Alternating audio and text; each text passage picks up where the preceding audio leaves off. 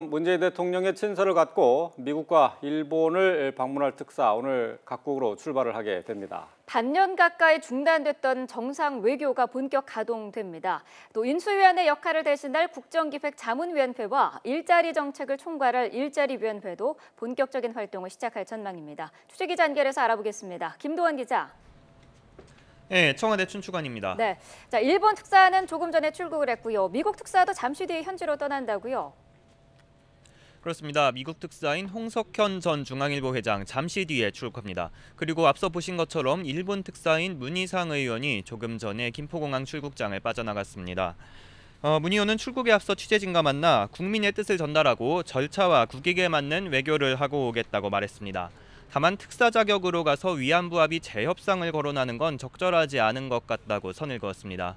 문 의원은 방일 기간 동안 아베 신조 일본 총리와 만나 한일 관계 개선과 북핵 문제 해결을 위한 공조 방안 등을 논의할 계획입니다. 또 위안부 합의를 둘러싼 양국 갈등의 해법도 모색할 것으로 보입니다. 미국 특사인 홍석현 전 회장도 잠시 뒤에 인천공항을 통해 출국할 예정입니다. 홍 전 회장은 다음 달 말로 예정된 한미 정상회담의 세부 일정을 조율하고 북한 핵 문제와 사드 배치 등의 현안도 논의합니다. 중국 특사인 이해찬 의원은 내일 출국합니다. 네, 어제 국정기획자문위원회 위원장 그리고 일자리위원회 부위원장이 임명이 됐는데요. 두 위원회 인선 어떻게 진행이 되고 있습니까? 네, 국정기획자문위원회는 대통령직 인수위를 대신해서 정책 방향을 세우고 공약 이행 계획을 만들게 됩니다. 위원장에 민주당 김진표 의원이 임명이 됐고요. 부위원장 3명 가운데 1명은 민주당의 정책위 의장인 김태년 의원이 맡게 됩니다. 위원은 30명 안팎으로 구성이 되는데요. 당과 청와대, 정부가 각각 10명 안팎을 위촉할 것으로 보입니다.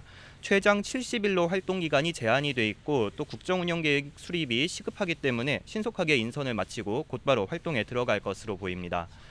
대통령이 직접 위원장을 맡는 일자리위원회는 기획재정부와 교육부 등 관계부처 장관이 참여하고 노사단체 대표와 전문가들도 포함될 예정인데요. 부위원장으로 임명된 이용섭 전 의원은 일자리 문제가 해결되면 많은 사회 문제가 해결된다며 당연직 위원 상당수가 전 정권에서 임명된 장관이지만 그것과 무관하게 곧바로 업무를 시작하겠다고 밝혔습니다. 지금까지 청와대 춘추관에서 YTN 김도원입니다.